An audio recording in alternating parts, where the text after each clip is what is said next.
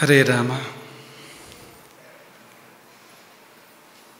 ಕರುಣರಸದ ಕೋಡಿ ವರಿವ ಕಟಾಕ್ಷದ ಪರತತ್ವ ವರೂಪ ವಾಲಾಪದ ವರಪುಣ್ಯಮಯ ಶರೀರದ ನಿರಾಭಾರಿ ಗುರುವಿರಲಿ ಎನ್ನ ಮಾನಸದಿ. ಆ ಸದ್ಗುರುವಿರಲಿ ನಮ್ಮೆಲ್ಲರ ಮಾನಸದಿ ಸದಾ.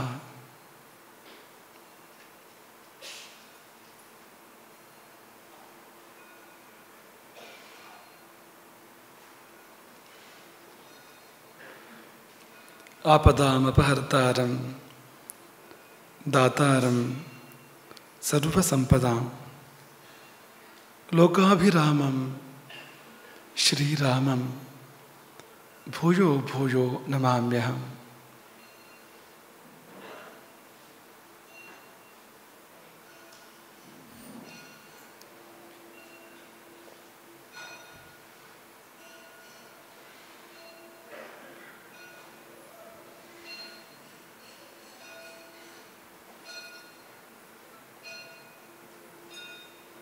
ಗರ್ಭಗುಡಿಯಲ್ಲಿ ಬೆಳಗುವ ಮೂರ್ತಿ ದೇವರು. ಆ ದೇವರ ಮುಂದೆ ಬೆಳಗುವ ದೀಪ ಅದು ಗುರು.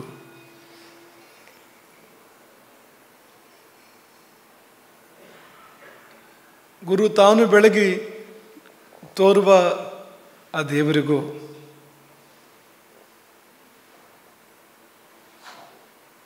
ದೇವರನ್ನು ಬೆಳಗುವ ಗುರುವಿಗೂ ಆ ಉಭಯಕ್ಕೂ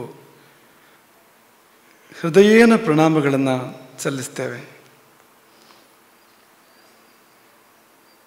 ಮಠವೆಂದರೆ ಇದೆರಡೂ ಇರುವಂಥದ್ದು.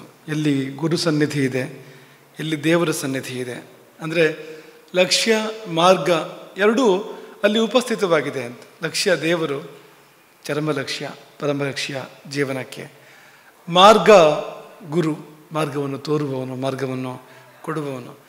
ಅದೆರಡು ಸೇರಿದಾಗ ಅದು ಮಠ. ಅದು ಗುರು ಮಾತ್ರ ಇದ್ದರೆ ಅದು ಆಶ್ರಮ. ಅದು ದೇವರು ಮಾತ್ರ ಇದ್ದರೆ ದೇವಸ್ಥಾನ. ಎರಡು ಸೇರಿದರೆ ಅದಕ್ಕೆ ಮಠ ಎನ್ನುವ ಸ್ವರೂಪ ಮತ್ತು ನಾಮಧೇಯ ಬರುವಂಥದ್ದು. ಹಾಗಾಗಿ ಈ ಮಠದ, ಯಾವುದೇ ಮಠದ ಜೀವಾತುಗಳಾಗಿರುವಂಥ ಗುರುಪರಂಪರೆ ಮತ್ತು ಗುರುಪರಂಪರೆಯಿಂದ ಆರಾಧನೆಗೊಳ್ಳುವಂಥ ದೇವರು, ಅವರುಗಳನ್ನು ಮತ್ತೆ ಮತ್ತೆ ನಮಿಸಿ ಭಾವಿಸಿ ಚಾತುರ್ಮಾಸ್ಯದ ಸೀಮೋಲ್ಲಂಘನದ ಆಶೀರ್ವಚನಕ್ಕೆ ಉಪಕ್ರಮಿಸ್ತಾ ಇದ್ದೇವೆ. ನಿನ್ನೆ ಒಟ್ಟು ಎಷ್ಟು ಹೊತ್ತಾಗಿದೆ ಆಶೀರ್ವಚನ ಎನ್ನುವ ನೆನಪು ನಮಗಿದೆ. ಹಾಗಾಗಿ ಇಂದಿನ ಯೋಜನೆ ಬೇರೆ ಇದೆ. ಅಷ್ಟೆಲ್ಲ ಹೊತ್ತಾಗಬಾರ್ದು ಅನ್ನೋ ಯೋಜನೆ ಇಂದಿದೆ.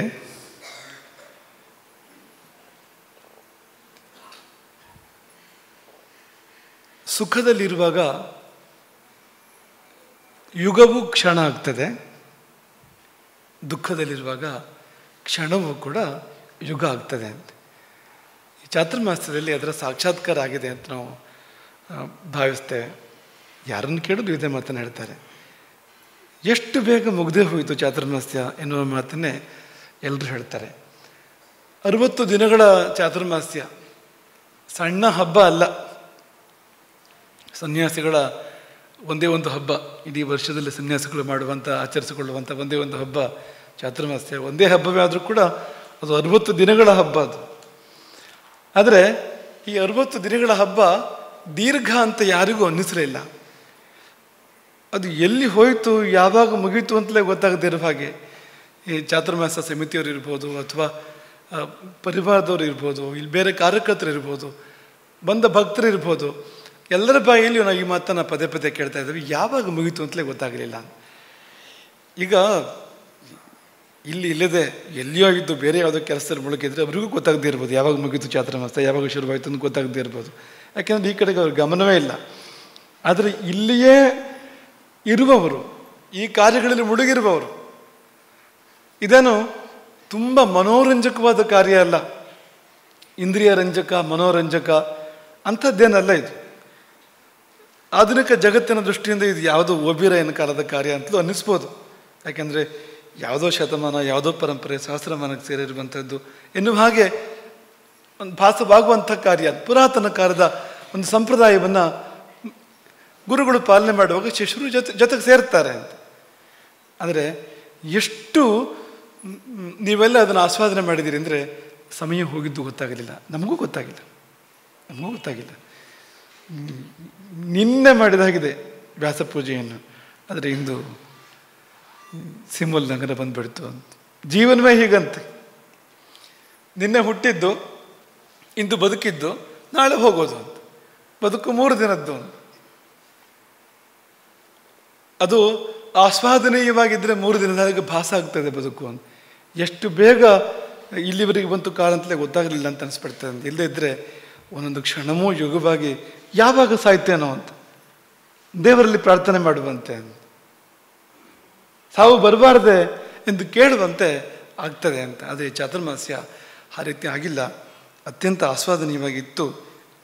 ಇದ್ದಿದ್ದರ ಪರಿಣಾಮವಾಗಿ ಇಷ್ಟು ಬೇಗ ಈ ಚಾತುರ್ಮಾಸ್ಯ ಮುಗಿದು ಹೋಗಿದೆ ಎಂಬುದನ್ನು ನಾವು ಮೊದಲಾಗಿ ನೆನಪಿಸ್ಕೊಳ್ತೇವೆ. ಇಂದು ಸೀಮೋಲ್ಲಂಘನ ಕೂಡ ಇಂದು ನೆರವೇರಿದೆ. ಪ್ರತಿನಿತ್ಯ ಅನಾವರಣಗಳು ನಡೀತಾ ಬಂದಿದ್ದಾವೆ. ಇಂದಿನ ಅನಾವರಣ ಎಲ್ಲ ಅನಾವರಣಗಳ ಮುಕುಟಮಣಿಯದು, ರಾಮದೇವರು. ಈ ರಾಮದೇವರನ್ನು ಜಗತ್ತಿಗೆ ಅನಾವರಣ ಮಾಡಿದವರು ಅಗಸ್ತ್ಯರು. ರಾಮದೇವರಿಗೆ ಸಂಬಂಧಪಟ್ಟ ಮಂತ್ರಗಳು, ಉಪನಿಷತ್ತುಗಳು ಎಲ್ಲ ಅವರಿಂದ ಬಂದಿವೆ. ಅದು ಮಾತ್ರವೇನು, ರಾಮದೇವರಿಗೆ ಸ್ವತಃ ಶ್ರೀರಾಮನಿಗೆ ಆ ಧನುಸ್ಸನ್ನು, ಆ ಬಾಣವನ್ನು, ಯಾವ ಧನುಸ್ಸು, ಯಾವ ಬಾಣ, ಯಾವ ಧನುಸ್ಸಿನಿಂದ, ಯಾವ ಬಾಣದಿಂದ ರಾವಣನ ಸಂಹಾರವನ್ನು ರಾಮ ಮಾಡಿದನೋ ಅದನ್ನು ಕೊಟ್ಟವರು ಅಗಸ್ತ್ಯರು. ಕೊನೆಯಲ್ಲಿ ಅವರೊಳಗಿನ ಆದಿತ್ಯನನ್ನು ಜಾಗೃತ ಮಾಡಿದವರು ಯಾರು ಅಂದರೆ ಅದು ಅಗಸ್ತ್ಯರು ಅಂತ. ಹಾಗಾಗಿ ರಾಮನ ಅನಾವರಣ ಅಗಸ್ತ್ಯರಿಂದ. ಅದು ಆ ಕಾಲದಲ್ಲಿ ಆಗಿದೆ, ಬಹಳ ಹಿಂದಿನ ಕಾಲದಲ್ಲಿ ಆಗಿದೆ ಅದು. ಆದರೆ ಅದಾಗಿ ಅನಾವರಣಗೊಳ್ಬೇಕಾದ ಒಂದು ಸಂಗತಿ ಎಂದಿದೆ, ಅದು ತುಂಬ ಹರ್ಷ ಕೊಡುವಂಥ ಒಂದು ಸಂಗತಿ ಅಂತ. ಏನು ಅಂದರೆ ಅದನ್ನು ಸ್ವಲ್ಪ ಪೀಠಿಕೆ ಹಾಕಿ ಹೇಳೋಣ. ಅದನ್ನು ಇದೊಂದು ಧರ್ಮ ಸಾಮ್ರಾಜ್ಯ, ನಾವು ಅದನ್ನು ಇವತ್ತಿನ ಕಾಲದ ಭಾಷೆಯಲ್ಲಿ ಧರ್ಮ ಸರ್ಕಾರ ಅಂತಲೂ ಕರಿತೀವಿ. ಯಾಕಂದರೆ ಇದು ಎಲ್ಲವೂ ಒಂದು ಸರ್ಕಾರ ನಡೆದ ಹಾಗೆ, ಒಂದು ರಾಜ್ಯ ನಡೆದ ಹಾಗೆ ಅಂಥದ್ದೆಲ್ಲ ಇಲ್ಲಿದೆ ಅಂತ, ಪೂರ್ತಿ ಇಲ್ಲಿದೆ ಅಂತ. ಏನಿಲ್ಲ ಅಂದರೆ ಎಲ್ಲವೂ ಕೂಡ ಇದೆ ಅಂತ. ಒಂದು ರಾಜ್ಯ, ರಾಜ, ಒಂದು ಪ್ರಜೆಗಳು, ಶಾಸನ, ಎಲ್ಲವೂ ಇದೆ ಇಲ್ಲಿ ಅಂತ. ಇದರ ಕೇಂದ್ರ ಯಾವುದು ಅಂದರೆ ಮಠ. ಮಠದ ಕೇಂದ್ರ ಯಾವುದು ಅಂದರೆ ಆಗಲೇ ಹೇಳಿದಾಗ 2 ಕೇಂದ್ರಗಳು, ಗುರು ಮತ್ತು ದೇವರು. ಅದರಲ್ಲಿ ಯಾವುದು ಕೇಂದ್ರ ಅಂದರೆ ದೇವರು, ರಾಮದೇವರು. ಹಾಗಾಗಿ ನಾವು ಹೇಳ್ತಾ ಇರ್ತೇವೆ ಯಾವಾಗಲೂ, ಮಠದಲ್ಲಿ ಅತ್ಯಂತ ಪ್ರಧಾನವಾದ ಕಾರ್ಯ ಯಾವುದು ಅಂದರೆ ಕಿರೀಟೋತ್ಸವ ಅಲ್ಲ, ರಾಮದೇವರ ಪೂಜೆ. ಪ್ರತಿನಿತ್ಯ ನಡೆಯುವ ರಾಮದೇವರ ಪೂಜೆ ಇದೆಯಲ್ಲ, ಅದೇ ಪ್ರಧಾನವಾದ ಕಾರ್ಯ. ಅದಕ್ಕಿಂತ ಪ್ರಧಾನವಾದ ಕಾರ್ಯ ಅಂತ ಬೇರೆ ಯಾವುದೂ ಇಲ್ಲ ಅಂತ. ಅಲ್ಲಿ ಎಲ್ಲವೂ ಇದೆ ರಾಮದೇವರ ಪೂಜೆಯಲ್ಲಿ ಅಂತ. ಯಾಕೆಂದರೆ ರಾಮನೇ ಆತ್ಮ, ರಾಮನೇ ಕೇಂದ್ರ. ಇದಕ್ಕೆ ಶಕ್ತಿ ಮೂಲ ಅವನೇ ಹೌದು, ಆ ವಿಗ್ರಹಗಳೇ ಹೌದು. ಅಲ್ಲಿಗೆ ಸಲ್ಲುವ ಪೂಜೆಯೇ ಇಡೀ ಸಮಾಜಕ್ಕೆ ತಂಪು, ನೆರಳು, ಆಶೀರ್ವಾದ, ಛತ್ರ ಛಾಯೆ ಅದು. ಹಾಗಾಗಿ ಅತ್ಯಂತ ಪ್ರಧಾನವಾಗಿರುವಂಥದ್ದು ಅದುವೇ. ಅದು ಒಂದಲ್ಲ 2 ನಮ್ಮ ಮೂಲಧನ, ಅದು ರಾಮ. ಅದು ಒಂದಲ್ಲ 2 ಅಂದರೆ ಸಂತೋಷ ಆಗೋದಿಲ್ವಾ ಅಂತ. ಈ ನಮ್ಮ ಮೂಲಧನ ಅಂತ ಒಂದು ಇರ್ತದಲ್ವಾ, ಅದರಿಂದ ಎಲ್ಲವೂ ಬೆಳೆಯುವಂಥದ್ದು. ಅದು ಒಂದಲ್ಲ 2 ಅಂದರೆ ಖುಷಿ ಕೊಡಬೇಕು, ಸಂತೋಷವನ್ನು ಕೊಡಬೇಕು ಅದು ಅಂತ. ಆದರೆ ಅರ್ಥವಾಗೋದಿಲ್ಲ ಸುಲಭಕ್ಕೆ ಅಂತ. 2 ಅಂದರೆ ಅದ್ಯಾವುದು ಅಂತ ಕೇಳೋ ಹಾಗಾಗ್ತದೆ ಅಂತ. ಯಾಕೆಂದರೆ ಒಂದನ್ನೇ ನೋಡಿ ಜನರಿಗೆ ಅಭ್ಯಾಸ. ನಾವು ನಿತ್ಯ ರಾಮದೇವರ ಪೂಜೆಯನ್ನು ಬೆಳಗ್ಗೆ ಒಮ್ಮೆ, ಸಾಯಂಕಾಲ ಒಮ್ಮೆ ಮಾಡ್ತೇವೆ, ಅದನ್ನೇ ನೋಡಿ ಅಭ್ಯಾಸ. ಅದನ್ನು ಬಿಟ್ಟು ಇನ್ನೊಂದು ರಾಮದೇವರು ಉಂಟು ಅನ್ನೋ ಕಲ್ಪನೆ ಕೂಡ ಸಮಾಜದಲ್ಲಿ ಯಾರಿಗೂ ಇಲ್ಲ. ಆದರೆ ಇದೆ ಅಂತ. ಅದು ಯಾಕಿದೆ ಅನ್ನೋದು ಅದು ಚಿದಂಬರ ರಹಸ್ಯ ಅದು. ಆದರೆ ಇದೆ ಅದು ಅಂತ. ಎಲ್ಲಿದೆ, ಹೇಗಿದೆ ಅಂದರೆ ಈಗ ಇಂದು ಅನಾವರಣಗೊಂಡಿರ್ತಕ್ಕಂಥ ಕೆಕ್ಕಾರು ಮಠದ ಗರ್ಭಗುಡಿಯಲ್ಲಿ ಪೂಜೆ ಕೊಡ್ತಾ ಇರ್ತಕ್ಕಂಥ ರಾಮಾದಿ ವಿಗ್ರಹಗಳು ಏನಿದೆ ಅದು ಇದರ ಇನ್ನೊಂದು ಪ್ರತಿಬಿಂಬ ಅಂತ. ಇದು ಅದು ಎರಡು ಲವಕುಶ ಇದ್ದ ಹಾಗೆ ಅಂತ, ರಾಮನ ಮಕ್ಕಳಿದ್ದ ಹಾಗೆ ಅಂತ, ಏನು ವ್ಯತ್ಯಾಸ ಇಲ್ಲ ಅಂತ. ಇದೇ ಅದು ಅದೇ ಇದು, ಇದರ ಯೋಗ್ಯತೆ ಅದಕ್ಕಿದೆ, ಅದರ ಯೋಗ್ಯತೆ ಇದಕ್ಕಿದೆ, ಒಟ್ಟಿಗೆ ಎರಡೂ ಬಂದಿರುವಂಥದ್ದು. ಕೊಟ್ಟವರು ಒಬ್ಬರೇ, ತಗೊಂಡವರು ಕೂಡ ಒಬ್ಬರೇ, ಅಂದರೆ ಇಬ್ಬರಿಗೆ ಕೊಟ್ಟಿದ್ದಲ್ಲ ಅಂತ. ಅವರೇ ಕೊಟ್ಟಿದ್ದು, ಕೊಟ್ಟವರು ಅವರೇ, ತಗೊಂಡವರು ಅವರೇ, ಆದರೆ ಎರಡು ವಿಗ್ರಹಗಳು, ಎರಡು ಜೊತೆ ವಿಗ್ರಹಗಳು ಪ್ರಾಪ್ತವಾದವು ಅನ್ನೋದು ತುಂಬ ವಿಶೇಷ. ಏನಪ್ಪ ಆಧಾರ? ಇಂಥ ದೊಡ್ಡ ಮಾತಾಡ್ತಾ ಇದ್ದೀರಲ್ಲ, ಇದಕ್ಕೆ ಏನು ಆಧಾರ ಅಂತ ಕೇಳಿದರೆ, ರಘುತ್ತಮ ಮಠೋದ್ಧಾರವೇ ಆಧಾರ. ನಮ್ಮ ಮಠದ ಮೂಲಾಧಾರ ಯಾವುದಿದೆ, ನಮ್ಮ ಮಠವನ್ನು ಅದು ಯಾವಾಗ ಸ್ಥಾಪನೆ ಆಯಿತು, ಹೇಗೆ ಸ್ಥಾಪನೆ ಆಯಿತು ಅನ್ನೋದನ್ನು ನಿರೂಪಣೆ ಮಾಡ್ತಕ್ಕಂಥ ರಘುತ್ತಮ ಮಠೋದ್ಧಾರ ಗ್ರಂಥ ಇದೆಯಲ್ಲ, ಅಲ್ಲಿಯೇ ಈ ವಿವರಗಳಿದೆ ಅಂತ ನೋಡಿ. ವರದ ಮುನಿಗಳ ಮಾತು ರಘುತ್ತಮ ಮಠೋದ್ಧಾರದಲ್ಲಿ, ಕಲಿತಾಪ ಭಯೇನಾಹಂ ಹಿಮವಂತಂ ನಗಾಧಿಪಂ ಗಚ್ಚಾಮಿ. ಶಂಕರಾಚಾರ್ಯರಿಗೆ ವರದ ಮುನಿಗಳು ಹೇಳಿದ್ದು, ಕಲಿಯುಗ ಅದು ಮುಂದುವರಿತಾ ಇದೆ, ನನಗೆ ಸಾಕಾಯಿತು, ಇಲ್ಲಿ ಬದುಕು ಸಾಧ್ಯ ಇಲ್ಲ, ನಾನು ಹಿಮಾಲಯಕ್ಕೆ ಹೋಗ್ತೇನೆ. ಕಲಿತಾಪ ಭಯೇನಾಹಂ ಹಿಮವಂತಂ ನಗಾಧಿಪಂ ಗಚ್ಚಾಮಿ. ತಪಸ್ಸಿಗೋಸ್ಕರವಾಗಿ ಹಿಮಾಲಯ ಪರ್ವತಕ್ಕೆ ಹೋಗ್ತೇನೆ. ಆದರೆ ನನ್ನ ಬಳಿಯಲ್ಲಿ ಅಗಸ್ತ್ಯ ಮುನಿಗಳು ಪೂಜೆ ಮಾಡಿರ್ತಕ್ಕಂಥ ರಾಮಾದಿ ವಿಗ್ರಹಗಳಿದ್ದಾವೆ. ಹೇ ಯತಿಶಾರ್ದೂಲ ಅಂದರೆ ಶಂಕರಾಚಾರ್ಯರಿಗೆ ಹೇಳುವಂಥದ್ದು, ಅದನ್ನು ನೀವು ಸ್ವೀಕಾರ ಮಾಡಿ ಅಂತ. ಯಾವ್ಯಾವ ವಿಗ್ರಹಗಳು ಅಂತ ಅವರು ಉಲ್ಲೇಖ ಮಾಡ್ತಾರೆ ಅಲ್ಲಿ. ಯಾರು? ವರದ ಮುನಿಗಳು ಉಲ್ಲೇಖ ಮಾಡ್ತಾರೆ. ತಪೋರಾಮಶ್ಚ ಸೀತಾಚ ಲಕ್ಷ್ಮಣಶ್ಚ ತಥಾ. ತಪೋರಾಮ, ಸೀತೆ, ಲಕ್ಷ್ಮಣ. ಹನುಮಂತ ಅಂದರೆ ಹನುಮಂತ ಪ್ರತ್ಯೇಕ ಇಲ್ಲ, ಇಲ್ಲದೆ ಇದ್ರೂ ಕೂಡ ರಾಮ ಉಸಿರಾಡ್ತಾನಲ್ವ, ಅದೇ ಹನುಮಂತ ಅಂತ ಅನ್ಬೋದು. ರಾಮನ ಪ್ರಾಣ ಅವನು ಅಂತ. ಆದರೆ ವಿಗ್ರಹ ಕೂಡ ಪ್ರತ್ಯೇಕ ಇಲ್ಲ, ಅದು ಪೀಠದಲ್ಲಿ ಸೇರಿ ಬರುವಂಥದ್ದು. ವಿಗ್ರಹ ಅಂತ ಪ್ರತ್ಯೇಕ ರಚನೆ ಆಗಿಲ್ಲ ಅದಕ್ಕೆ. ಹಾಗಾಗಿ ಮೂರೇ ವಿಗ್ರಹಗಳೇ ವಿಗ್ರಹ ಅನ್ನೋ ಹೆಸರಿಂದ ಕರೆಸ್ಕೊಳ್ತಕ್ಕಂಥದ್ದು. ರಾಮ, ಸೀತೆ, ಲಕ್ಷ್ಮಣ. ತಪೋರಾಮಶ್ಚ ಸೀತಾಚ ಲಕ್ಷ್ಮಣಶ್ಚ ತಥಾ. ಪುನಃ ಪಟ್ಟಾಭಿಷಿಕ್ತ ರಾಮಶ್ಚ ದಿವ್ಯಭೂಷಣ ಮಂಡಿತ ಸೀತಾಚ ಲಕ್ಷ್ಮಣಶ್ಚೇತಿ ವಿಗ್ರಹ ಸಂತಿ ದೇಶಿಕ. ಎರಡು ಜೊತೆ ವಿಗ್ರಹಗಳು ಅಂತ. ಒಂದು ತಪೋರಾಮ, ಇನ್ನೊಂದು ಪಟ್ಟಾಭಿರಾಮ ಅಂತ ಅದನ್ನು ಅವರು ಕರೆದಿದ್ದಾರೆ. ಅವತ್ತಿನ ಕಾಲದಲ್ಲಿ ಎರಡೂ ತಪೋರಾಮ ಇದ್ದ ಹಾಗೆ ಇದೆ, ಅದರಲ್ಲಿ ಒಂದು ಇನ್ನೂ ಹೆಚ್ಚು ತಪೋರಾಮನ ಕಾಣುವಂತೆ ಇದೆ. ಹಾಗಾಗಿ ಆ ನಾಮಧೇಯ ಇರ್ತಕ್ಕಂಥದ್ದು. ಏತೇ ಸರ್ವೇ ಮಯಾ ತುಭ್ಯಂ ದೀಯಂತೆ ದೇಶಿಕೋತ್ತಮ. ಇದು ಅವರು ಆಡಿದ ಮಾತು, ವರದ ಮುನಿಗಳು ಆಡಿದ ಮಾತು. ಇದನ್ನೇ ಅಷ್ಟಮ ರಾಘವೇಶ್ವರ ಭಾರತಿಗಳು ಅಂದರೆ 33ನೇ ಗುರುಗಳು, ನಮ್ಮ ಪರಂಪರೆಯ 33ನೇ ಗುರುಗಳು, ಅವರು ಅಸಾಮಾನ್ಯ ಪ್ರಭಾವದಿಂದ ಕೂಡಿದ್ದವರು ಅನ್ನೋದು ಅನೇಕ ಸಂದರ್ಭಗಳಲ್ಲಿ ವ್ಯಕ್ತ ಆಗಿರುವಂಥದ್ದು. ಒಂದು ಸಿದ್ಧ ಪುರುಷ ಆ ರೀತಿ ಇದ್ದಂಥವ್ರವರು.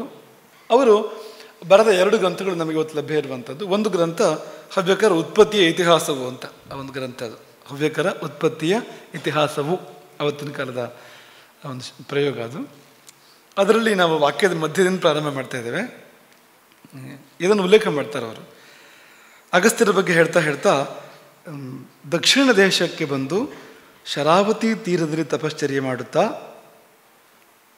ಇಲ್ಲಿ ಇದು ಹೊಸನಗರದ ಶ್ರೀ ರಾಮಚಂದ್ರಾಪುರ ಮಠದಲ್ಲಿ ಅಗಸ್ತ್ಯ ತೀರ್ಥ ಅಂತ ಇದೆ. ಅಲ್ಲಿ ಅಗಸ್ತ್ಯರ ಸಂಚಾರ ಭೂಮಿ ಅದು. ಅಲ್ಲಿ ಕಾರುಣಗಿರಿ ದೇವಸ್ಥಾನ ಇದೆ, ಅದು ಕೂಡ ಅಗಸ್ತ್ಯರಿಂದಲೇ ಬಂದಿರತಕ್ಕಂಥದ್ದು. ಇವೆಲ್ಲ ಅಗಸ್ತ್ಯರ ಸಂಚಾರ ಭೂಮಿಗಳು. ನಮಗೆ ಇವತ್ತು ಕೂಡ ನೆನಪಾಗ್ತದೆ. ನಾವು ಅಲ್ಲೊಂದು ಕೆರೆ ಇತ್ತು, ಅಲ್ಲೊಂದು ಆ ಕೆರೆ ಅಂತಲೇ ಜನ ಹೇಳ್ತಾ ಇದ್ದಿದ್ದು. ಅಲ್ಲಿ ಹೋಗಿ ನಾವು ಅದನ್ನು ಅಗಸ್ತ್ಯ ತೀರ್ಥ ಅಂತ ಕರೆದು, ಇದನ್ನು ಓದಿರಲಿಲ್ಲ ನಾವು ಆ ಸಮಯದಲ್ಲಿ, ಅಥವಾ ಇದರ ಬಗ್ಗೆ ಯಾವ ಮಾಹಿತಿಯನ್ನು ಕೇಳಿರಲಿಲ್ಲ. ನಮ್ಮಷ್ಟಕ್ಕೆ ನಾವು ಕರೆದಿದ್ದು ಅಗಸ್ತ್ಯ ತೀರ್ಥ ಅಂತ. ಆದರೆ ಮತ್ತೆ ನೋಡುವಾಗ ಅದು ಅಗಸ್ತ್ಯ ತೀರ್ಥವೇ ಹೌದು ಅನ್ನೋದು ದಾಖಲೆಗಳು, ಹಿಂದಿನ ದಾಖಲೆಗಳೆಲ್ಲ ಅದನ್ನು ದೃಢಪಡಿಸ್ತವೆ. ಹಿಂದಿನ ರಾಘವೇಶ್ವರ ಭಾರತಗಳಿಗೆ ಉಲ್ಲೇಖ ಮಾಡಿದ್ದಾರೆ. ಶರಾವತಿ ತೀರದಲ್ಲಿ ಅಗಸ್ತ್ಯರು ಶರಾವತಿ ತೀರದಲ್ಲಿ ತಪಶ್ಚರ್ಯ ಮಾಡುತ್ತಾ ಶ್ರೀರಾಮಚಂದ್ರನಿಂದ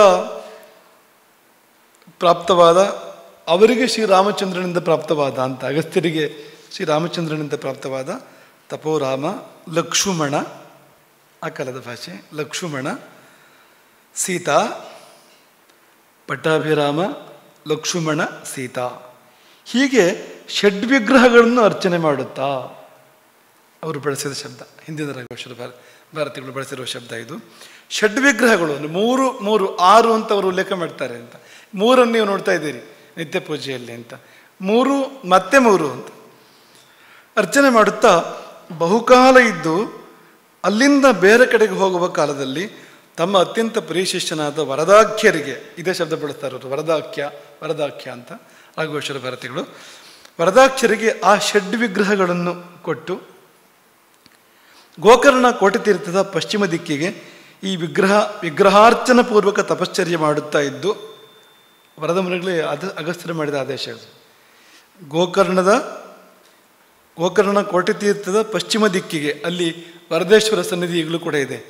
ಅದೇ ಆ ಸ್ಥಾನದಲ್ಲಿ ಈಗಲೂ ಕೂಡ ವರದ ಮುನಿಗಳು ತಪಸ್ ಮಾಡ್ತಾ ಇದ್ದ ಜಾಗ. ಒಂದು ರೀತಿಯಲ್ಲಿ ನಮಗೆ ತೀರ್ಥಸ್ಥಾನ ಹೌದು, ಯಾಕೆಂದರೆ ಅಲ್ಲಿ ಶಂಕರಾಚಾರ್ಯರಿಗೆ ಆ ವಿಗ್ರಹಗಳು ಸಿಕ್ಕಿದ್ವು. ಇಲ್ಲಿ ಬಂದು ಮಠ ಸ್ಥಾಪನೆ ಮಾಡಿದ್ದು. ಆದರೆ ಕೋಟಿತೀರ್ಥದ ತೀರದಲ್ಲಿ, ಪಶ್ಚಿಮ ತೀರದಲ್ಲಿ ಆ ವರದೇಶ್ವರ ಸನ್ನಿಧಿ ಏನಿದೆ ಅಲ್ಲಿ ಈ ವಿಗ್ರಹಗಳು ಶಂಕರಾಚಾರ್ಯರಿಗೆ ಪ್ರಾಪ್ತ ಆಗಿರುವಂಥದ್ದು. ಇನ್ನೊಂದು ನಮ್ಮ ಮೂಲ ಆಗ್ತದೆ ಅದು ಅಂತ, ಆ ಸ್ಥಾನ ಅಂತ.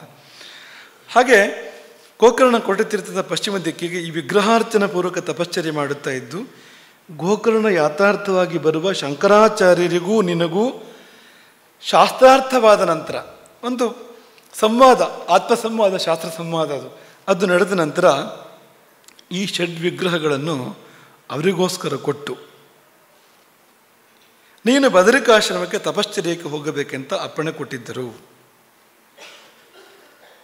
ಇದೆಲ್ಲ ವರದ ಮುನಿಗಳು ಶಂಕರಾಚಾರ್ಯ ಜೊತೆಯಲ್ಲಿ ಮಾತಾಡ್ತಾ ಇದ್ದಾಗ ಅವರ ಮಾತಿನ ಅನುವಾದ ಇದು. ಈಗ್ಗೆ ತಮ್ಮ ಸಂದರ್ಶನವಾಯಿತು, ಈಗ್ಗೆ ಆಗಿನ ಕಾಲದ ಭಾಷೆ ಇದು.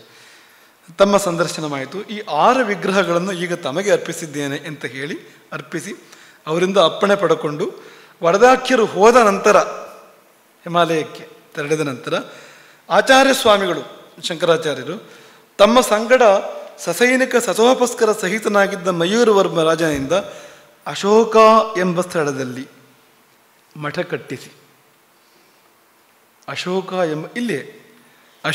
ಎಂಬ ಸ್ಥಳದಲ್ಲಿ ಮಠ ಕಟ್ಟಿಸಿ ಅನೇಕ ಉಂಬಳಿ ಉತ್ತಾರಗಳನ್ನು ಬಿಡಿಸಿ ಆ ಮಠದಲ್ಲಿ ತಮ್ಮ ಸಂಗಡ ತಂದ ವಿದ್ಯಾನಂದಾಚಾರ್ಯರಿಗೆ ಅಂತ ಮುಂದುವರಿತದೆ. ಅಂದರೆ ತಮ್ಮ ಸಂಗಡ ಬಂದ ಅಂತಲೂ ಹೇಳಿಲ್ಲ ಅವರು, ತಮ್ಮ ಸಂಗಡ ತಂದ ಅಂತ ಅವ್ರು ಕರ್ಕೊಂಡು ಬಂದಿದ್ದಾರೆ ಶಂಕರಾಚಾರ್ಯರು. ಅವರ ಸಂಕಲ್ಪ ಇದೆ ಅಂತ, ಉದ್ದೇಶ ಇದೆ ಅವರಿಗೆ ಅಂತ. ಹಾಗಾಗಿ ತಂದ ಅಂತ ವಿದ್ಯಾನಂದಾಚಾರ್ಯರಿಗೆ ಆ ಮಠವನ್ನು ಸ್ಥಾಪನೆ ಮಾಡಿ ಮಠದ ಜವಾಬ್ದಾರಿಯನ್ನು ಕೊಟ್ಟರು ಅಂತ. ಹಾಗೆ ಮುಂದುವರಿಯುವಂಥದ್ದು. ಅಂದರೆ ಈ 2 ದಾಖಲೆಗಳಿದೆಯಲ್ಲ, ಇದು ಆ 2 ಜೊತೆ ವಿಗ್ರಹಗಳಿದ್ದನ್ನು ಸ್ಪಷ್ಟಪಡಿಸ್ತದೆ ಅಂತ. ತುಂಬ ಮುಖ್ಯ.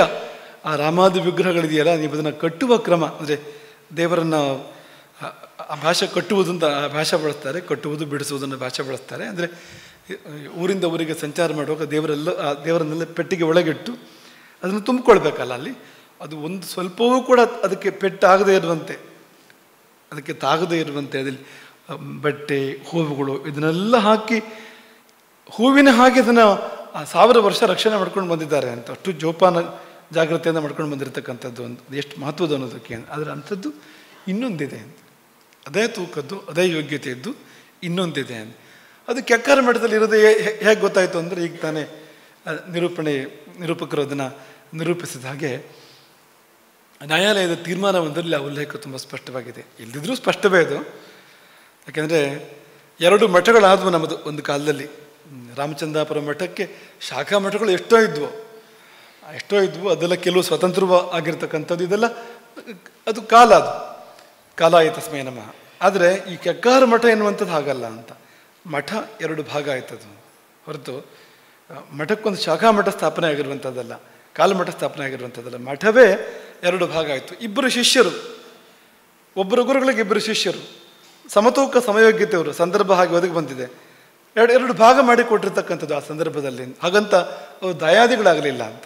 ಆ 2 ಮಠಗಳು ಎಲ್ಲೂ ಪರಸ್ಪರ ಕಲಹದಲ್ಲಿ ತೊಡಗಿದ್ದು ಕಾಣೋದಿಲ್ಲ ಅಂತ. ಪರಸ್ಪರ ಯಾವಾಗಲೂ ಪೂರಕವಾಗಿದ್ವು 2 ಮಠಗಳು ಕೂಡ. ಯಾಕೆಂದರೆ ಮಧ್ಯೆ ಈ ಮಠಕ್ಕೆ ಅಲ್ಲಿಂದ ದೀಕ್ಷೆ, ಆ ಮಠಕ್ಕೆ ಇಲ್ಲಿಂದ ದೀಕ್ಷೆ, ಇಂಥದ್ದೆಲ್ಲ ನಡೆದಿದೆ.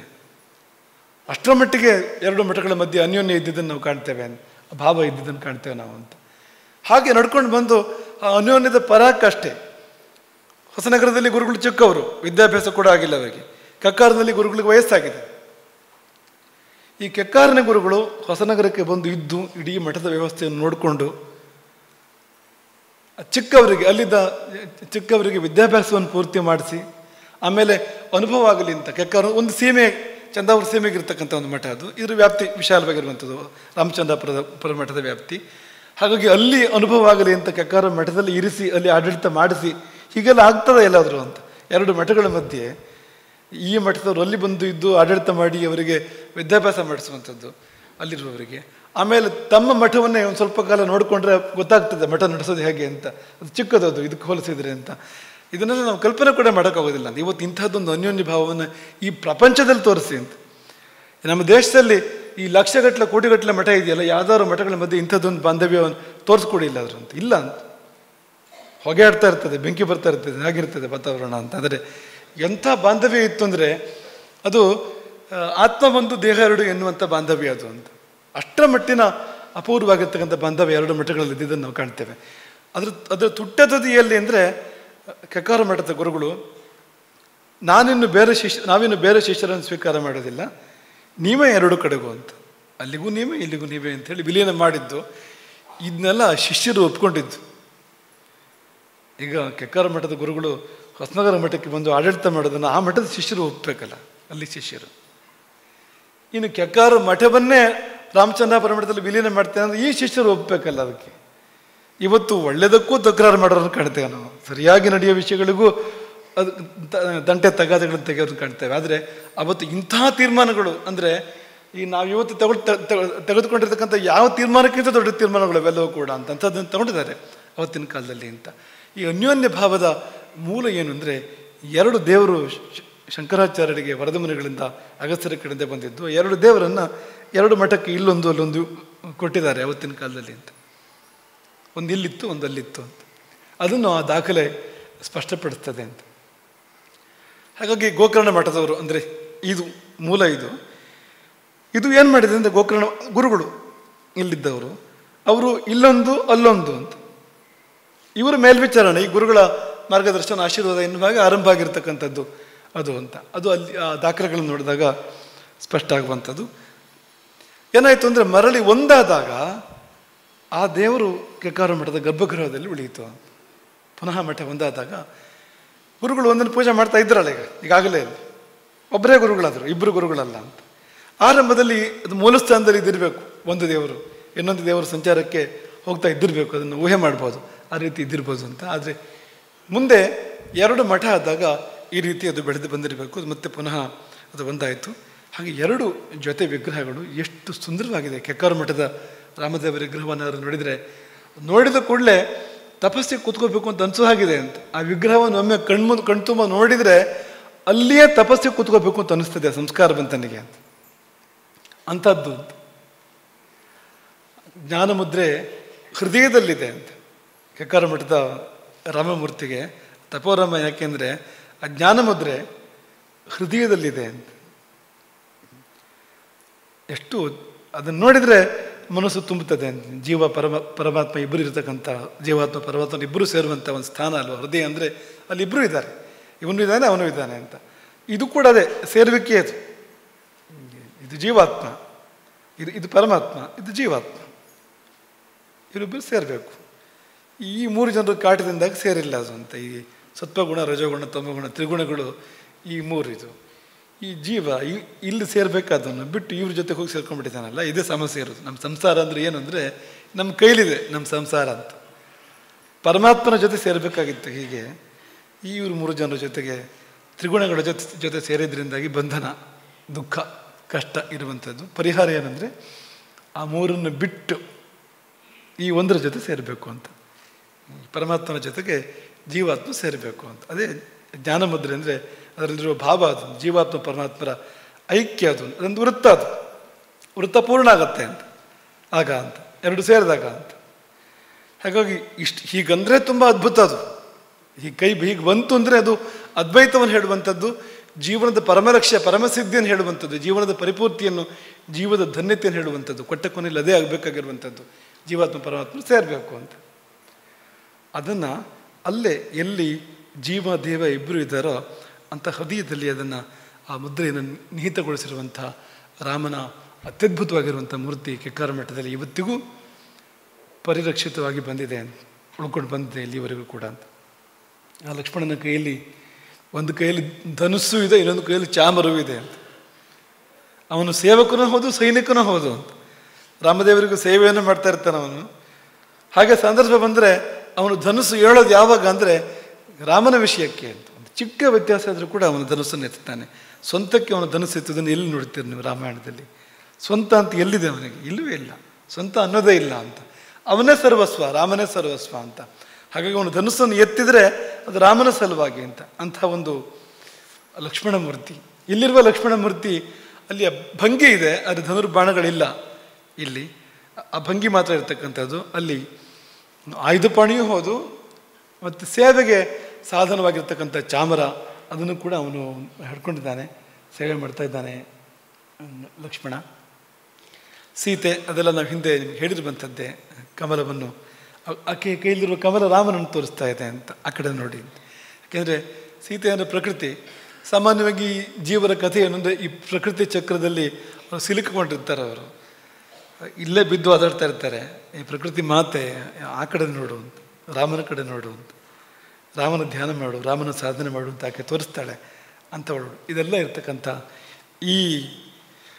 ಇದೇ ಯೋಗ್ಯತೆಯ ಆ ವಿಗ್ರಹಗಳ ಅನಾವರಣ ಇವತ್ತಿಲ್ಲಿ ನೆರವೇರತಕ್ಕಂಥದ್ದು. ಹಾಗಾಗಿ ಇದನ್ನು ಅನಾವರಣಗಳ ಮುಕುಟಮಣಿ ಎಂಬುದಾಗಿ ನಾವು ಕರೆದೆವು. ಈ ಅನಾವರಣಕ್ಕೆ ಉದ್ದೇಶಗಳು ಕೂಡ ಇದೆ ಅಂತ. ಏನಂದರೆ ಆ ಭಾವದಿಂದ ನೀವು ಕೆಕ್ಕಾರ ಮಠದ ರಾಮನನ್ನು ನೋಡಿ, ಶಿಷ್ಯರಿಗಿರುವಂಥದ್ದು ಆ ಭಾವದಿಂದ, ಆ ಗೌರವ, ಆ ಪೂಜ್ಯತೆ, ಆ ಭಕ್ತಿಯಿಂದ ಕೆಕ್ಕಾರ ಮಠದ ಒಂದು ಶಾಖಾ ಮಠದ ದೇವರು ಅನ್ನೋ ಭಾವ ಅಲ್ಲ, ನಮ್ಮ ಮೂಲ ಅಂತ, ಸರ್ವ ಮೂಲ ಅದು ಅಂತ. ಆ ಗೌರವ, ಆ ಪೂಜ್ಯತೆ, ಆ ಭಕ್ತಿಯಿಂದ ನೋಡಿ ಅಂತ. ಇದು ಶಿಷ್ಯರಿಗೆ ಸೂಚನೆ. ಆದರೆ ವ್ಯವಸ್ಥೆಗೆ ಜವಾಬ್ದಾರಿ ಇರಲಿ ಅಂತ, ಅದರ ತೂಕ ಅಂಥದ್ದು ಅಂತ, ಅದರ ಯೋಗ್ಯತೆ ಅಂಥದ್ದು ಅಂತ. ಹಾಗಾಗಿ ತಕ್ಕಂತೆ ನಾವು ಅದನ್ನು ನಡೆಸ್ಕೊಂಡು ಹೋಗಬೇಕಾಗ್ತದೆ ಅಂತ. ವ್ಯವಸ್ಥೆ ಆ ರೀತಿಯಲ್ಲಿ ಆ ವಿಗ್ರಹಗಳನ್ನು ನೋಡ್ಕೊಂಡು ಹೋಗಬೇಕಾಗ್ತದೆ. ಇನ್ನು ಈ ಅನಾವರಣದ ನಂತರ ಅಂತೂ ಇದೊಂದು ತಿರುವು ಇದು ಅಂತ. ಹೀಗೆ ನೋಡಬೇಕು ಅದನ್ನು ಅಂತ, ಇದೇ ರೀತಿಯಲ್ಲಿ ನಡೆಸ್ಕೊಂಡು ಹೋಗ್ಬೇಕು ಅದನ್ನು ಅಂತ, ಆ ವಿಗ್ರಹವನ್ನು ಅಂತ. ಮುಂದೇನು ಕಾಲಗರ್ಭದಲ್ಲಿ ಮುಂದೇನು ಕಾದಿದೆಯೋ, ಯಾಕಂದರೆ ಎರಡು ವಿಗ್ರಹಗಳು ಬರುವಾಗ ಸುಮ್ಮನೆ ಬರೋದಿಲ್ಲ ಅಂತ. ಕೆಕ್ಕಾರ ಮಠ ಅಂತ ಆಗಿದ್ದ ಸಾಕ್ಷಿ ಅದಕ್ಕೆ ಅಂತ. ಅದು ಪೂರ್ವ ಸಂಕಲ್ಪ ಅಂತ. ಹಾಗಾಗಿ ಮುಂದೇನು ಸಂದರ್ಭ ಇದೆಯೋ ಅದು ರಾಮನೇ ಬಲ್ಲ, ಅದನ್ನು ಶಂಕರಾಚಾರ್ಯರೇ ಬಲ್ಲರು. ನಾವು ಅದನ್ನು ಕಾದುಕೊಂಡು ಹೋಗಬೇಕಾಗಿರುವಂಥದ್ದು ನಮ್ಮ ಕರ್ತವ್ಯ.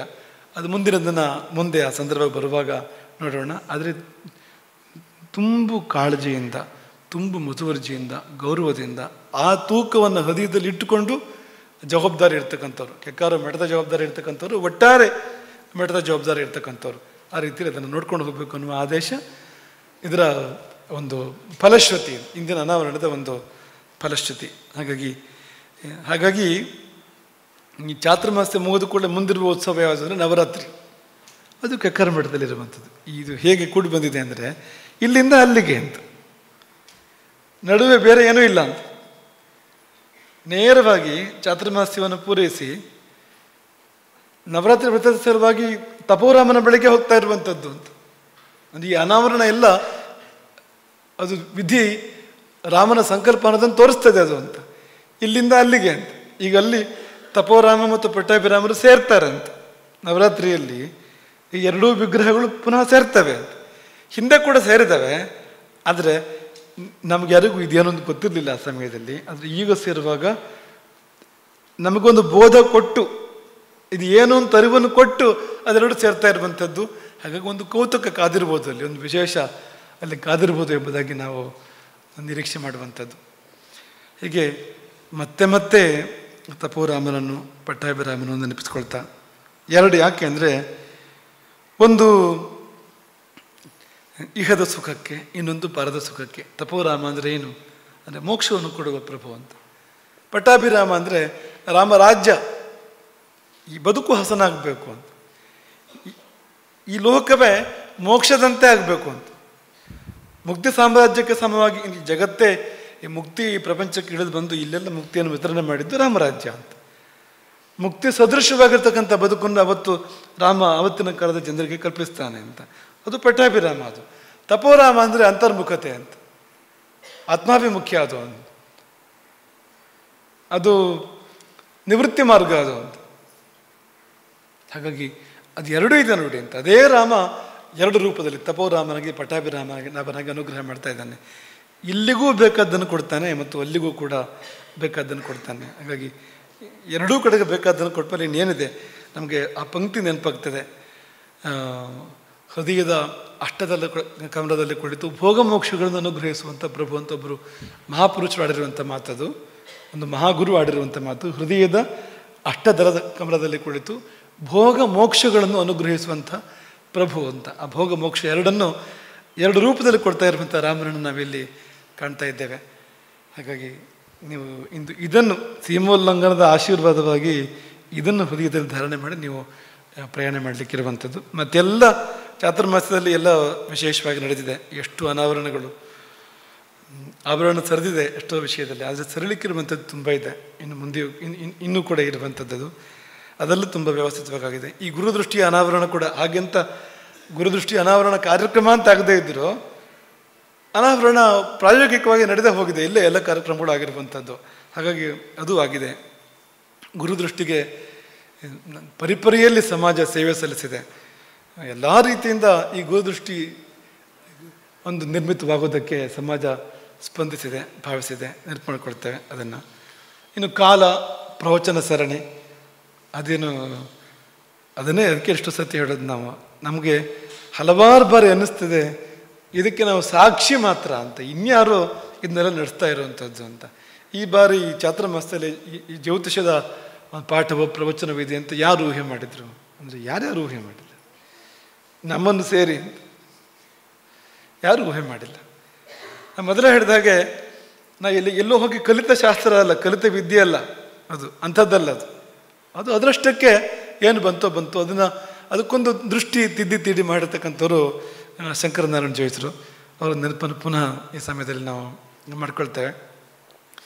ಹಾಗಾಗಿ ಆಕಸ್ಮಿಕವಾಗಿ ಅದೇ ಮಂಜು ಆಗ ಹೇಳಿದ ಹಾಗೆ ಒಂದು 200-300 ವಿಷಯಗಳ ಪಟ್ಟಿ ಬಂದಿತ್ತು. ಅದಕ್ಕೆ ಸಮಾಲೋಚನೆಗಳಾಗಿದೆ. ಚಾತುರ್ಮಾಸದಲ್ಲಿ ಏನೇನು ಪ್ರವಚನಗಳಾಗಬೇಕು ಅಂತ, ಜೀವನಕ್ಕೆ ಹತ್ತ ಇರುವಂಥದ್ದು ಆಗಬೇಕು ಅಂತ ಒಂದು ತೀರ್ಮಾನ ಬಂದಿತ್ತು, ಜೀವನಕ್ಕೆ ಸಲ್ಲುವಂಥದ್ದು. ಆ 200 ವಿಷಯಗಳು ಬಾಕಿ ಇದೆ. ಈಗ ಅದು ಯಾವುದೂ ಮುಟ್ಟೇ ಇಲ್ಲ ಒಂದನ್ನು ಕೂಡ. ಒಂದೇ ವಿಷಯ ಎಲ್ಲ ದಿನವೂ ನಡೆದಿದೆ ಅಂತ, ಮುಗಿದಿಲ್ಲ. ಆದರೂ ಕೂಡ ಒಂದೇ ವಿಷಯ ಪ್ರಶ್ನೆ ಕೇಳಿದವ್ರಿಗೂ ಗೊತ್ತಿಲ್ಲ ಇದು ಹೀಗೆ ಹೋಗ್ತದೆ ಅಂತ. ಅರಸೆಗಡೆ ನಮ್ಮ ಎದುರು ಕೂತ್ಕೊಂಡಿದ್ದಾನೆ. ಇದು ನೋಡಿ, ಇದು ಬಾಣ ಬಿಡೋದು ಮಾತ್ರ ನಮ್ಮ ಕೆಲಸ ಅಂತ, ಬಾಣ ಎಲ್ಲಿ ಹೋಗ್ತದೆ ಅಂತ ಗೊತ್ತಿಲ್ಲ ಅಂತ, ಏನು ಮಾಡ್ತದೆ ಅಂತ ಗೊತ್ತಿಲ್ಲ ಅನ್ನೋ ಹಾಗಿದೆ ಇದು ಅಂತ. ಹಾಗೆ ಆ ಪ್ರಶ್ನೆ 60 ದಿನಗಳ ಕಾಲ ಮುಂದುವರೆದು ಮತ್ತು ಕೂಡ ಅದು ಮುಗಿದಿಲ್ಲ ಈಗಲೂ ಕೂಡ ಅದು ಅಂತ. ಯಾಕೆಂದರೆ ಅಷ್ಟು ದೊಡ್ಡ ಕಾಲ ಎನ್ನುವಂಥದ್ದು ಅಗಾಧ, ಅದು ಆದಿ ಅಂತ್ಯ ಇಲ್ಲದೆ ಇರತಕ್ಕಂಥದ್ದು, ಜೀವನಕ್ಕೆ ಸಲ್ಲುವಂಥದ್ದು ಅಂತ. ಹಾಗಾಗಿ ಆ ಪ್ರವಚನ ಮಾಲಿಕೆ ಅದು ನಮಗೂ ತುಂಬ ಹಿತವನ್ನು ಕೊಟ್ಟಿದೆ. ಯಾಕೆಂದರೆ ಪುನರಾಲೋಡನ, ಇನ್ನೊಂದು ಸತಿ ಆ ಶಾಸ್ತ್ರವನ್ನು ಅವಲೋಕನ ಮಾಡುವ ಅವಕಾಶ ಆಯಿತು, ಅಥವಾ ಇನ್ನೂ ಕೆಲವು ಗ್ರಂಥಗಳನ್ನು ಅವಲೋಕನ ಮಾಡುವಂಥ ಅವಕಾಶ ಆಯಿತು. ನಮ್ಮ ಜೊತೆಯಲ್ಲಿ ಕೆಲವು ದೈವಜ್ಞರು ಒಡಗೂಡಿ ನಮಗೆ ಅದಕ್ಕೆ ತುಂಬ ಸಹಯೋಗವನ್ನು ಕೊಟ್ಟಿದ್ದಾರೆ. ಅದಕ್ಕೆ ನಮ್ಮ ಇಲ್ಲೇ ಜ್ಯೋತಿಷದ ಆಚಾರ್ಯ ನಮ್ಮ ಮಸೂದನ ಶರ್ಮ ಇರ್ಬೋದು, ಅಥವಾ ಮಿತ್ತೂರು ಕೇಶವಣ್ಣ ಇರ್ಬೋದು, ಲಕ್ಷ್ಮೀಶ ಮಿತ್ತೂರು ಅವರು ಕೂಡ ಅದೇ ಕುಟುಂಬದವರವರು ಅವರು ಇರ್ಬೋದು, ನವನೀತ ಪ್ರಿಯ ಕೈಪಂಗಳ ಇರ್ಬೋದು. ಹೀಗೆ ಈ ದೈವಜ್ಞರ ವೃಂದ ನಮ್ಮ ಜೊತೆಗಿತ್ತು ಅಂತ ಈ ಕಾರ್ಯವನ್ನು ಮಾಡುವಾಗ. ಇನ್ಯಾರು ಜೊತೆಯಲ್ಲಿದ್ದವರು ಈ 4-5 ಜನರೇ ಅಂತ ನೆನಪು ನಮಗೆ. ಹಾಗಾಗಿ ಅವರೆಲ್ಲ ಸಹಯೋಗ ಮಾಡಿದರು. ಇಲ್ಲೊಬ್ಬ ನವನೀತ ಅಂತ, ಇನ್ನೊಬ್ಬ ನವನೀತ, 2 ಜನ ನವನೀತ, ದೈವಜ್ಞ ನವನೀತ ಬೇರೆ, ಇನ್ನೊಬ್ಬ ನವನೀತ ಇಲ್ಲಿ ಇವತ್ತಿಲ್ಲೆಲ್ಲ ಇದ್ದಾನೆ, ಅಲ್ಲಿದ್ದಾನೆ ಅಲ್ಲಿ ಈ ನವನೀತ. ಇವನು ಮೊದಲು ಅವನಿಗೆ ಹೇಳ್ತಾ ಇದ್ವ, ಅವನೇ ಅದನ್ನು ಇದಕ್ಕೆ ಬೇಕಾದ ವಿನ್ಯಾಸವನ್ನು ಮಾಡಿ ನಿಮಗೆಲ್ಲ ತೋರಿಸ್ಬೇಕಲ್ಲ, ಅದನ್ನು ಚಿತ್ರದ ಮೂಲಕದಲ್ಲಿ, ಟೇಬಲ್ ಮೂಲಕ, ಇನ್ನೊಂದ್ರ ಮೂಲಕ ತೋರಿಸ್ಬೇಕಲ್ಲ. ಆ ಕೆಲಸ ಎಲ್ಲ ಅವನೇ ಮಾಡಿರುವಂಥದ್ದು. ಒಂದಷ್ಟು ಅವನೇ ಮಾಡಿರುವಂಥದ್ದು. ಕೆಲವು ನಾವು ಅದಕ್ಕೆ ಮೈಂಡ್ ಮ್ಯಾಪ್ ಮಾಡಿಕೊಟ್ರೆ ಅದನ್ನು, ಅದು ಎಲ್ಲೋ ಬಂದು ಸರಿ ಕಾಣದೇ ಇರ್ಬೋದು ಅದು. ಹಾಗಾಗಿ ಎಲ್ಲಿ ಕಾಣಬೇಕು ಅಲ್ಲಿ ಕಾಣಬೇಕು ಅದು. ಆಮೇಲೆ ಕಾಲ ಅಂತದಕ್ಕೊಂದು ಸ್ಟಾಂಪ್, ಮುದ್ರೆ ಬೀಳಬೇಕು, ಅದೆಲ್ಲ ಅವನ ಕೆಲಸವೇ. ಅವನು ಎಷ್ಟು ಇಂಥದ್ದನ್ನು ಮಾಡಿದಾನೆ ಅಂದರೆ ಅದು 600 ದಾಟಿದೆ ಅಂತ. ಇಂಥದ್ದು 600 ದಾಟಿದೆ. ಈ ಒಂದು ಪ್ರವಚನ ಮಾಲಿಕೆ ಅದು 60 ದಿನದ ಚಾತುರ್ಮಾಸ್ಯ, 60 ದಿವಸ ಪೂರ್ತಿ ಇಲ್ಲ ಅದು.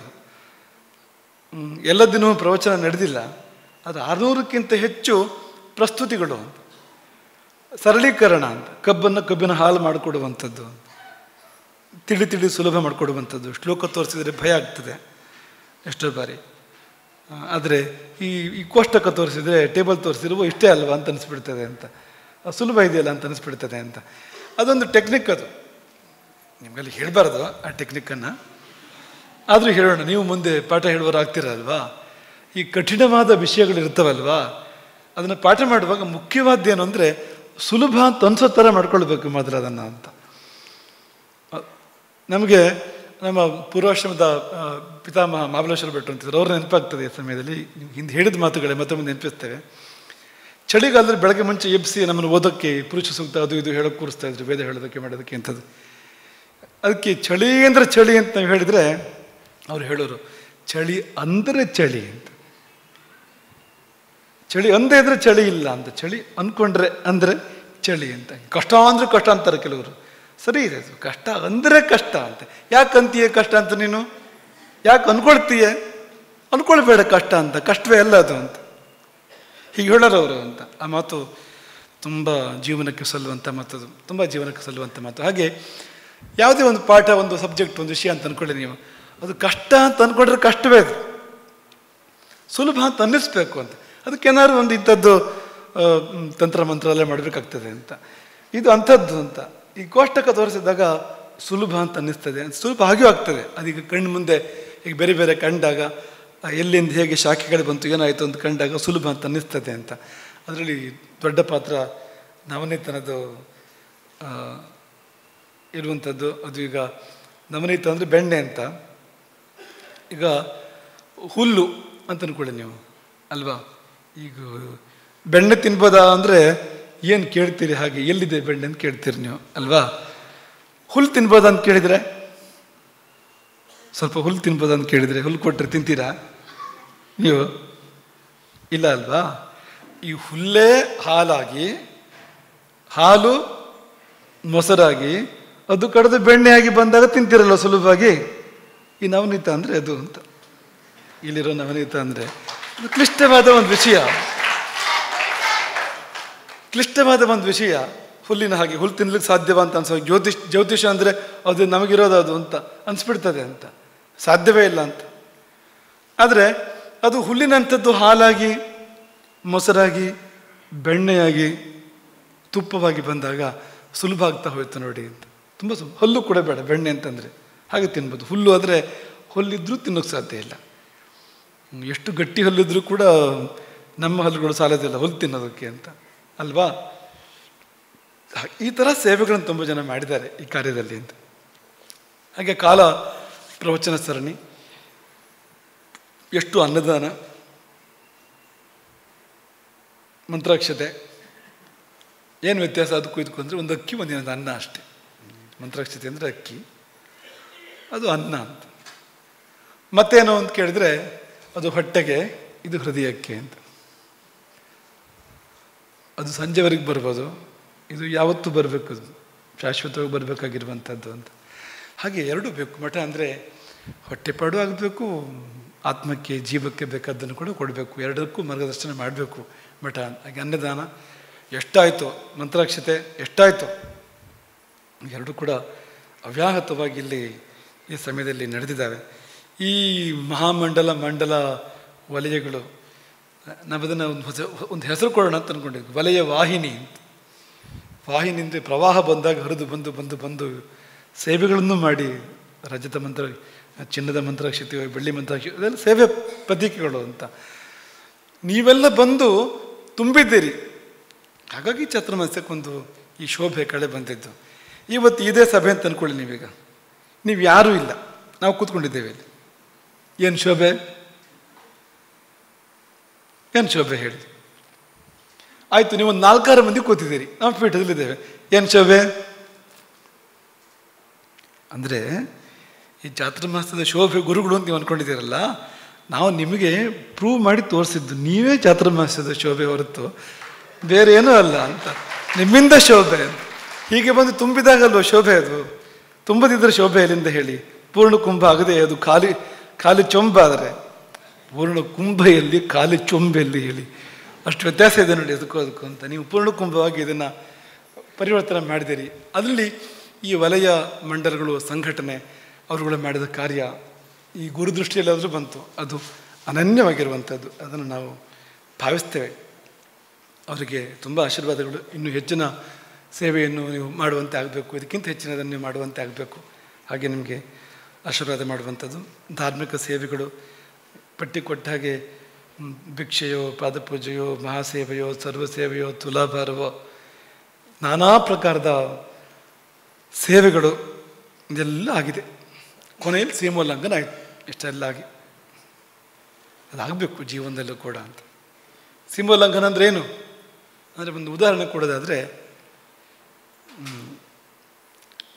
ಬಂಧನದಲ್ಲಿ ಇರುವವನು ಹೊರಗಡೆ ಬರೋದಿದೆಯಲ್ಲ, ಅದು ಸೀಮೋಲ್ಲಂಘನ. ಅದು ಈಗ ಯಾರಾದರೂ ಜೈಲಲ್ಲಿದ್ದಾರೆ ಅಂತ ಅಂದ್ಕೊಡಿ, ನಾವು ಬಿಡುಗಡೆ ಆಯಿತು ಅಂದರೆ ಏನು ಸಂತೋಷ ಇರ್ತದೆ ಅಲ್ವಾ?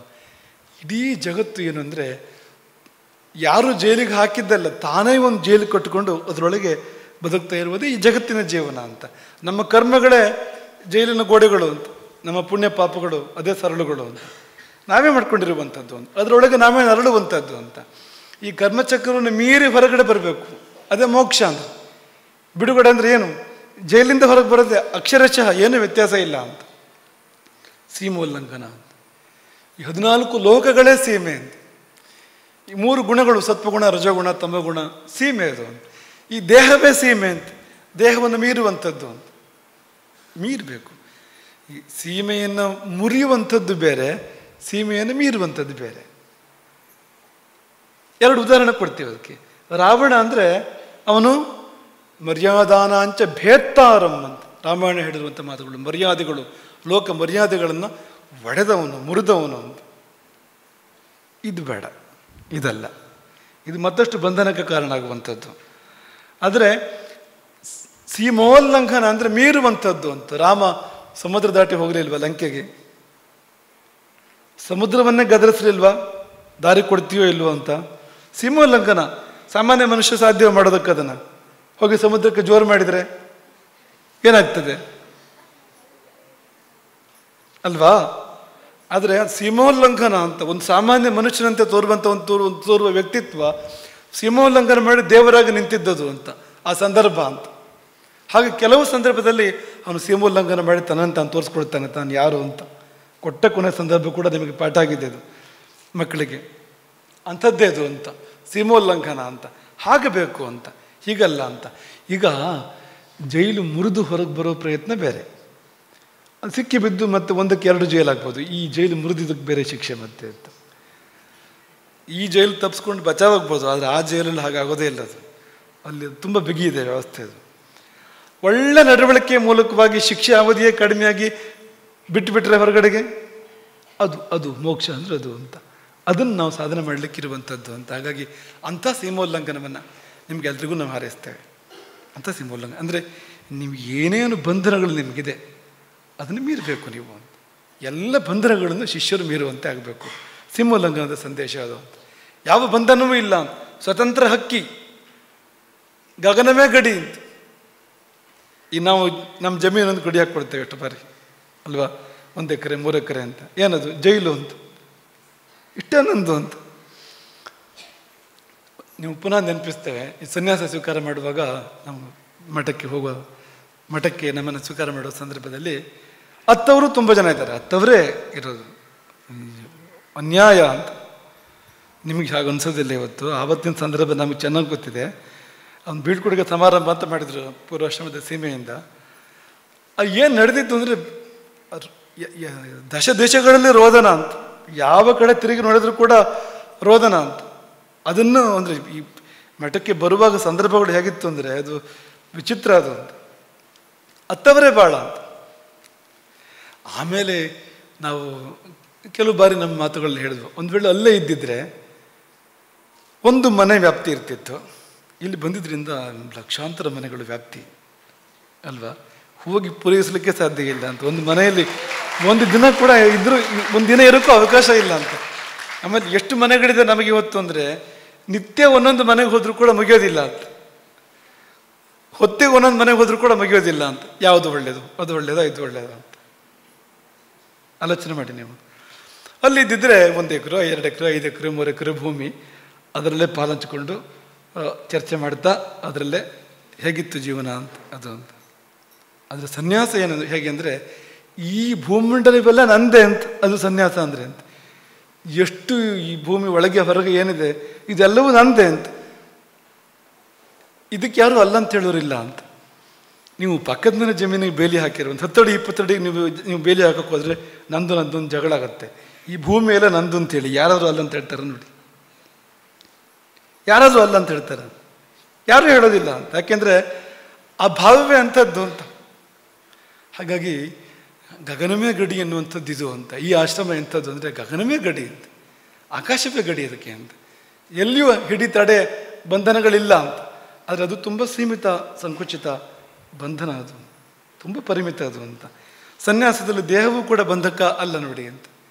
ಅಂಥದ್ದು ಆ ಸನ್ಯಾಸ ತನ್ನ ಅರ್ಥವನ್ನು ಪೂರ್ಣವಾಗಿ ಕಂಡುಕೊಂಡಾಗ ಅಂತ. ಹಾಗಾಗಿ ಅಂಥ ಸೀಮೋಲ್ಲಂಘನೆಗಳು ಯಾವ್ಯಾವುದು ನಿಮ್ಮನ್ನು ಕಟ್ಟಿದೆ ಅಥವಾ ನೀವು ಕಟ್ಕೊಂಡಿದ್ದೀರಿ, ಏನೇನು ಕಟ್ಕೊಂಡಿದ್ದೀರಿ, ಅದನ್ನೆಲ್ಲ ಕಟ್ಟುಗಳನ್ನು ಬಿಡಿಸಿ ಅದನ್ನು ಮೀರಿ ನಿಲ್ಲುವಂಥ ಆ ಯೋಗವನ್ನು, ಆ ಸುಖವನ್ನು ನಿಮಗೆ ರಾಮ ಕೊಡಲಿ ಎಂಬುದಾಗಿ ನಾವು ಆಶಿಸ್ತೇವೆ.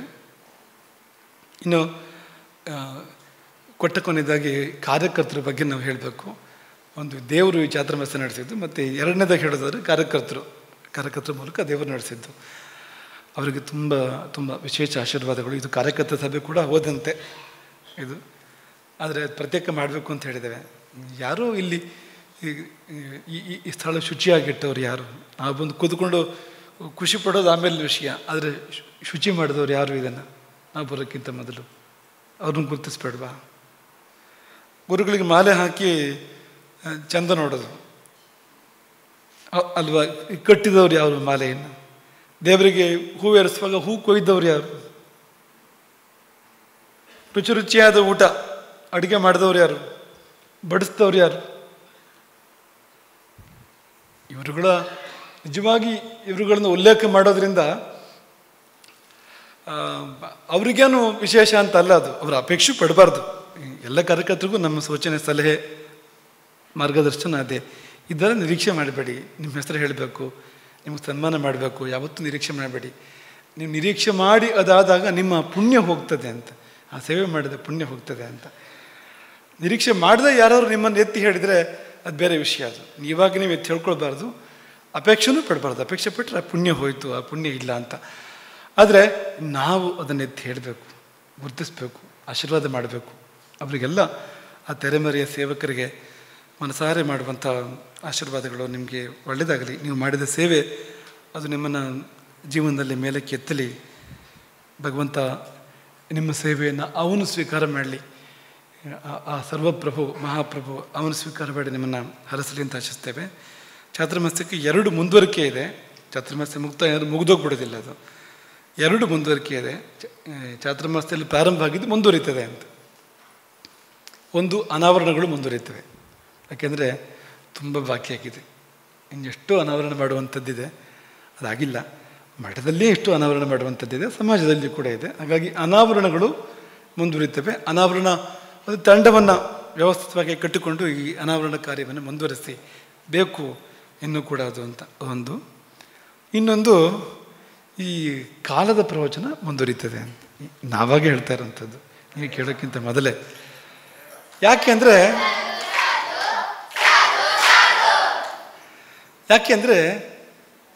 ಈಗ ನಮಗೆ ಕೊರತೆ ಅಪೂರ್ಣತೆ ನಮ್ಮನ್ನು ಬಾಧಿಸಬಾರ್ದಲ್ವಾ? ಆ ಕಾರಣಕ್ಕಾಗಿ ಪಾಪ ಈ ಮಕ್ಕಳನ್ನು ನಿನ್ನೆ ಕೂರಿಸ್ಕೊಂಡು 1-3/4 ಗಂಟೆ ಆಗಿತ್ತು. ಅವ್ರು ಏನೂ ಮಕ್ಕಳು, ದೊಡ್ಡ ಮಕ್ಕಳು, ಸಣ್ಣ ಮಕ್ಕಳು ಸುಮ್ಮನೆ ಕೂತ್ಕೊಂಡಿದ್ರು ಪಾಪ. ಇನ್ಯಾರು ಆಗಿದ್ದರೆ ಅದಿನ್ನು ಏನಾಗ್ತಿತ್ತು ಅದು ಗೊತ್ತಿಲ್ಲ. ಅದೊಂದು ತಮಾಷೆ ಇದೆಯಲ್ಲ, ತಮಾಷೆ ಅಂದರೆ ಯಾರೋ ಒಬ್ಬರು ಭಾಷಣ ಶುರು ಮಾಡಿದವರು ಮುಗಿಸ್ರೇ ಇಲ್ವಂತೆ, 4-5-6 ಗಂಟೆ ಆದರೂ ಕೂಡ. ಒಂದು ಸ್ವಲ್ಪ ಹೊತ್ತಿಗೆ ಕೆಳಗಡೆಗೆ ಯಾರೋ ದೊಣ್ಣೆ ಹಿಡ್ಕೊಂಡು ಓಡಾಡೋಕ್ಕೆ ಶುರು ಮಾಡಿದ್ರಂತೆ.